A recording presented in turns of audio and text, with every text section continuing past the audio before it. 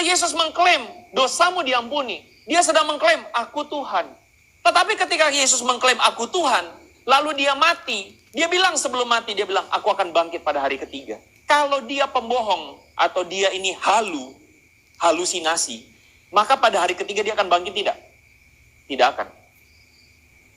Itulah sebabnya kebangkitan Yesus itu mengubah paradigma para murid yang tadinya tidak bisa percaya manusia jadi Tuhan. Percaya manusia jadi Tuhan. Betul-betul mereka melihat. Allah Subhanahu wa Ta'ala berfirman di dalam Al-Quran, tepatnya di dalam surah Ali Imran ayat 51. Bunyi ayatnya seperti ini. Dengarkan. Bismillahirrahmanirrahim.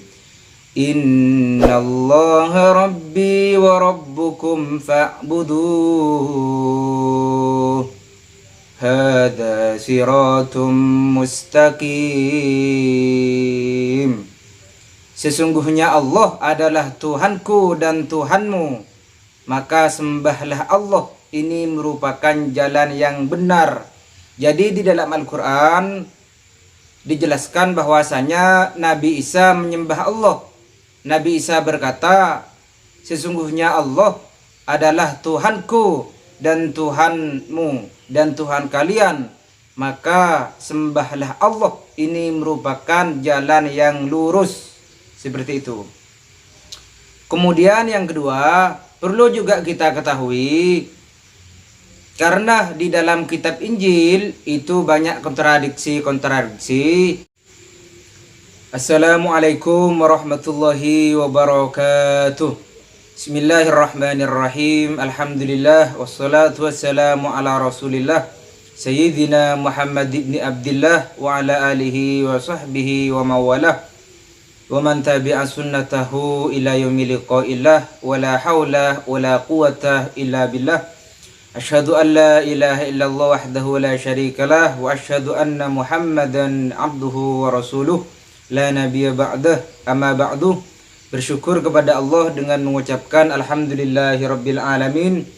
Kemudian bersolawat kepada Rasulullah dengan mengucapkan Allahumma sholli ala Muhammadin wa ala ali sayyidina Muhammadin.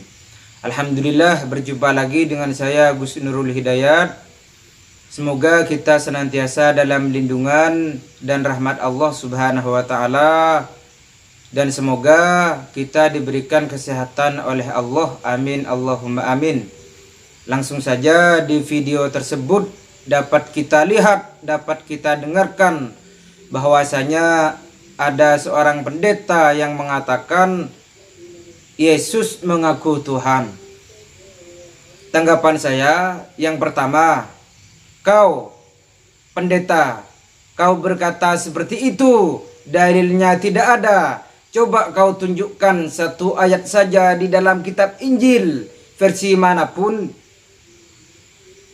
kalau Yesus memang mengaku Tuhan. Tapi kau tidak akan menemukan. Mengapa? Karena Yesus ataupun Nabi Isa tidak pernah mengaku Tuhan. Seperti itu. Yesus ataupun Nabi Isa merupakan utusan Allah Subhanahu wa Ta'ala yang diutus untuk kaum Bani Israel, untuk kaum Israel, seperti itu. Di sini bisa kita lihat yang pertama di dalam Gospel Yohanes pasal 5 ayat 30 yang berbunyi, aku tidak dapat berbuat apa-apa dari diriku sendiri.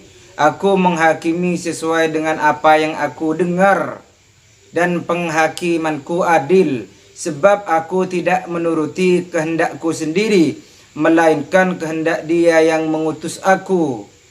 Kemudian di dalam Gospel Markus pasal 12 ayat 32, lalu kata ahli Taurat kepada Yesus, tepat sekali guru, benar katamu itu bahwa Dia itu Esa, dan bahwa tidak ada yang lain kecuali Dia. Jadi jelas di dalam kitab Bible ataupun kitab Injil itu sendiri bahwasanya Yesus ataupun Nabi Isa memang utusan. Nabi Isa tidak bisa berbuat sendiri. sesuatu yang dibuat oleh Nabi Isa, sesuatu luar biasa yang bisa dibuat oleh Nabi Isa, itu merupakan mukjizat yang diberikan oleh Allah Subhanahu wa taala. Yesus bisa menyembuhkan orang yang terkena penyakit lepra dengan izin Allah. Yesus bisa menghidupkan orang yang mati dengan izin Allah. Kemudian Yesus bisa menyembuhkan orang yang buta dengan izin Allah. Jadi tanpa izin dari Allah, Yesus tidak dapat berbuat apa-apa seperti itu. Jadi kau pendeta jangan mengada-ngada. Yesus tidak pernah mengaku Tuhan. Yesus utusan Allah Subhanahu wa taala. Nabi Isa merupakan utusan Allah Subhanahu wa taala. Jangan kau selewengkan ayat Injil ini. Cuman secuil uang yang pengen kau dapatkan. Liyashtaru bihi samanan qalila. Mereka menjual ayat-ayat kitab tersebut dengan harga murah. Seperti itu. Kau butuh ini. Ini yang kau butuhkan. Jangan bohong kau. Nabi Isa tidak pernah mengaku Tuhan. Yesus tidak pernah mengaku Tuhan. Kau ngomong seperti itu, cuman butuh ini. Kemudian yang selanjutnya di sini di dalam Al-Qur'an juga dijelaskan bahwasanya Nabi Isa ataupun Yesus menyembah kepada Allah Subhanahu wa taala. Allah Subhanahu wa taala berfirman di dalam Al-Qur'an, tepatnya di dalam surah Ali Imran ayat 51. Bunyi ayatnya seperti ini. Dengarkan. Bismillahirrahmanirrahim. Innallaha rabbi wa rabbukum fa'buduh. Hada siratum mustaqim. Sesungguhnya Allah adalah Tuhanku dan Tuhanmu, maka sembahlah Allah. Ini merupakan jalan yang benar. Jadi di dalam Al-Quran dijelaskan bahwasanya Nabi Isa menyembah Allah. Nabi Isa berkata, sesungguhnya Allah adalah Tuhanku dan Tuhanmu dan Tuhan kalian, maka sembahlah Allah. Ini merupakan jalan yang lurus. Seperti itu.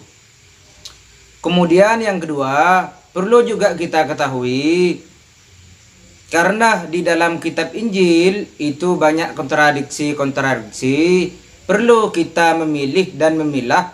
Kalau ayat di dalam kitab Injil sesuai dengan Al-Quran, maka kita yakini. Akan tetapi, jika ayat yang berada di dalam kitab Injil itu bertentangan dengan Al-Quran, otomatis itu sudah ada penyelewengan, ada campur tangan dari orang Kristen, dari Paulus yang menginginkan kenikmatan dunia, menginginkan ini. Coba kita berpikir, masa ada Tuhan yang berdoa kepada Tuhan seperti itu? Kemudian masa ada Tuhan yang dilahirkan? Masa ada Tuhan mati seperti itu? Tidak masuk akal. Orang-orang Kristen cuman mengelak mencari pembenaran. Mereka alasannya seperti ini mesti. Kenikmatan duniawi seperti itu. Jadi kalian orang-orang Kristen, cepatlah kalian berpikir tentang kebenaran beragama. Kalian itu dibodoh-bodohi oleh Paulus. Nabi Isa sendiri tidak pernah mengaku Tuhan. Ingat itu.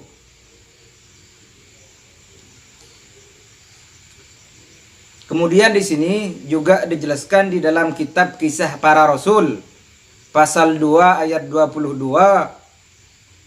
yang berbunyi, hai orang-orang Israel, dengarlah perkataan ini. Yesus dari Nazaret seorang yang telah ditentukan Allah dan yang dinyatakan kepadamu dengan kekuatan, mukjizat-mukjizat dan tanda yang dilakukan oleh Allah dengan perantara Dia di tengah-tengah kamu. Jadi Nabi Isa itu merupakan utusan, Yesus merupakan utusan oleh Allah. Kemudian Yesus juga diberikan mukjizat-mukjizat, tanda-tanda seperti itu. Misalnya yang saya sebutkan tadi, Yesus dapat menghidupkan orang yang mati dengan izin Allah. Yesus dapat menyembuhkan orang yang buta dengan izin Allah. Yesus dapat menyembuhkan orang yang terkena penyakit lepra dengan izin Allah. Seperti itu. Jadi tanpa izin Allah, Yesus tidak dapat berbuat apa-apa seperti itu. Mukjizat yang diberikan Allah sebagai tanda bahwasanya Yesus memang benar-benar utusan yang diutus oleh Allah. Cuman orang-orang Kristen banyak yang salah paham, mereka misunderstood seperti itu. Jadi perlu kita berhati-hati karena mulai dari dulu orang-orang Kristen mereka itulah pengikut Paulus, mereka cuman mencari pembenaran saja. Mereka tidak mencari kebenaran beragama seperti itu. Padahal telah jelas bahwasanya di dalam kitab Injil Nabi Isa merupakan utusan. Namun mereka ngeyel, mereka itu pendusta kelas berat seperti itu. Mungkin hanya ini yang dapat saya sampaikan. Semoga kita senantiasa dalam lindungan Allah, diberikan keimanan, kekokohan di dalam hati.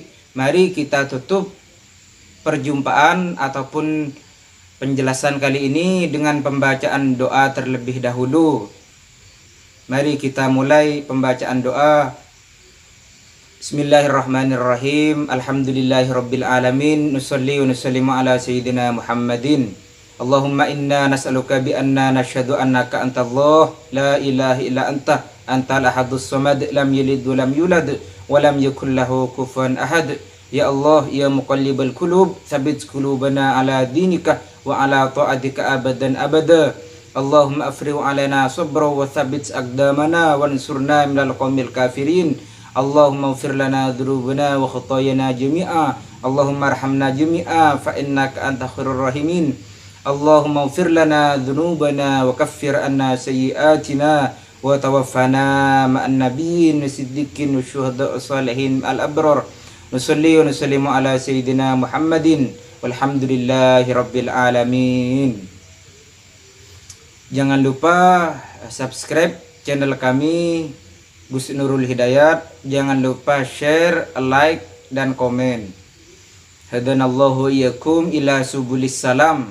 Assalamualaikum warahmatullahi wabarakatuh.